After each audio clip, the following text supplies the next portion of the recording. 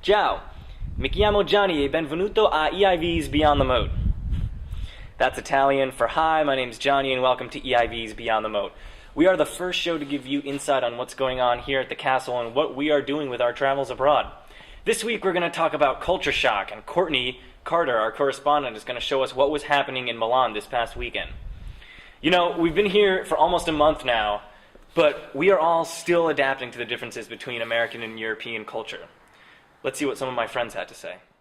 I actually stayed with a Dutch family this weekend, which is really cool. And at the end of it, my friend's mom said, "May I kiss you?" Her English was a little questionable, but I was like, oh, okay, you know. And I forgot about the 3 kisses thing. It's what Dutch people do, on each side. And so she leaned in for the first kiss, and then I backed away. I was like, oh, okay. And then it was like, oh, awkward fail. Yeah, we are lacking in American food here at the castle.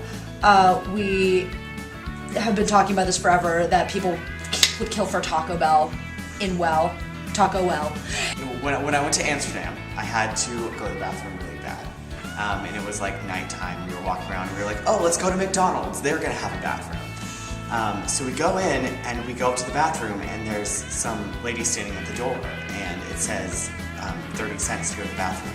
And I'm like, can I just go to the bathroom? So yeah, back in America, pizza, no good. Come to Europe, pizza. So I was in Amsterdam and I went to a Subway because I'm the American who goes into a Subway in Amsterdam, and I ordered a footlong and the guy just stared at me for a couple seconds. I didn't know what was going on until I realized there aren't feet in Europe. It was a 16-centimeter sandwich that I was ordering.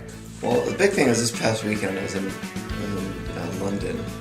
The drive on the other side of the road there, it's really, really hard to look the correct way down the road to see if a car's coming if you've been doing it the opposite way for 19 years. So I almost got hit by cars a bunch. I guess another thing is that things close really early here, and coming from Los Angeles, there are a lot of things that are open 24 hours and open every day of the week, and here if I want something, I can't just go down the street and get it. My favorite thing about living here? Lipton sparkling iced tea. Clearly we did not know what we were in for. But slowly and surely, we are adapting. Soon we'll be driving on the left side of the road and calling soccer football. And now it's time for the Did You Know? Did you know that the average temperature in the Netherlands for this time of the year is 33 degrees? But this past week in Amsterdam, it's been a sizzling 50 degrees. Crazy. I heard it's snowing in Boston, though. These past 2 weekends, Castle students have been flinging themselves all across the European continent with varying degrees of success. Bruges, Stockholm, Switzerland, Paris, we've been going everywhere. And this past weekend, we were lucky enough to get some inside scoop on our correspondent Courtney's trip to Milan. Let's go beyond the moat! Buongiorno, I'm your travel correspondent Courtney Carter, here to take you on a quick tour of Milan. Now, as you probably know, Milan is the fashion capital of the world, but did you know that it's also home to the oldest mall and home to the largest cathedral in the world, which is right behind me? We'll have more on that later, but first, let's go exploring.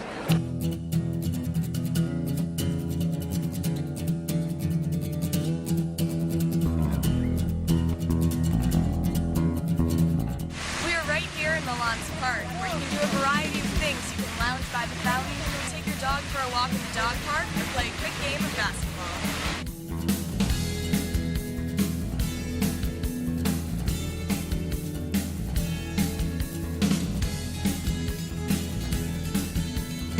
We're here in the Cathedral di Milano. They began working on it in 1386 and didn't complete it until 5 centuries later. It's the largest cathedral in all of the world, and it's still undergoing renovation. Come on, let's take a look.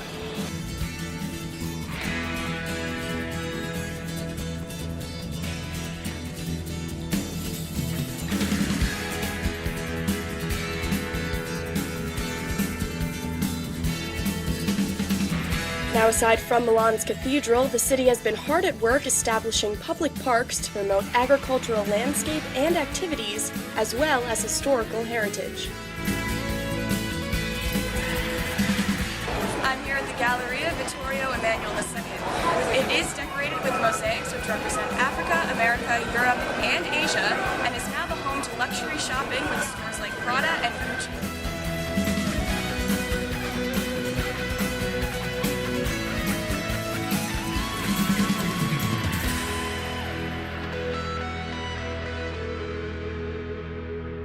Joining us for our quick tour of Milan. I'm Courtney Carter, your travel correspondent. Thanks for tuning in to Beyond the Moat.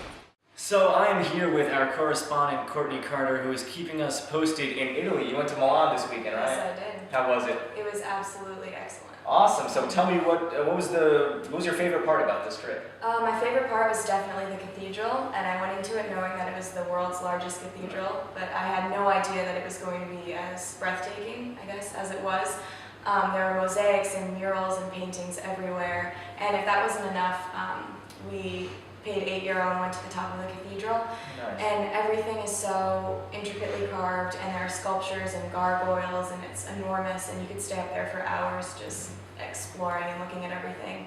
And it just amazed me that human beings could create something so amazing. That's cool. But unexpected when you go to Italy.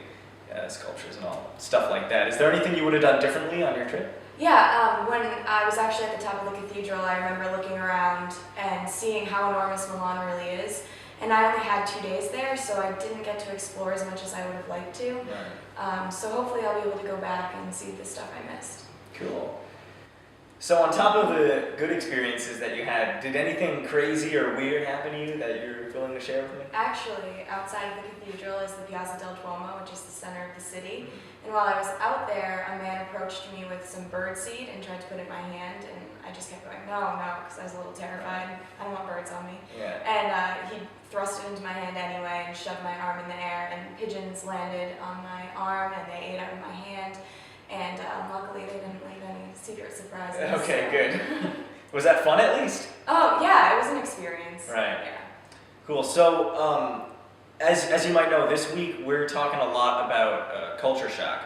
And I want to know, was there any sort of culture shock that happened to you while you were in Italy? I wouldn't say culture shock per se, but obviously Milan is the fashion capital of the world, and for every 60 clothing stores, there's about one restaurant, which is a lot different from America, where there are fast food joints on pretty much every 5 seconds.